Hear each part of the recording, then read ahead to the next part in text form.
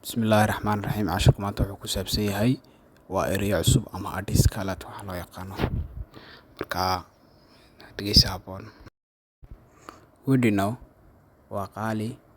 Wedding waa qaali. Wedding idolem qaali maaha. Wedding idolem qaali maaha. Bahri, bad, marid, dhul, semay, makina, gaadhi, tirara, buur. Bahri, bad, marid, dhul, semay, makina, gaadhi, tirara, buur. Samin, waqooyi, misraaq, bari, dhabuub, koonfur ama hawd, mi'raab, galbeed.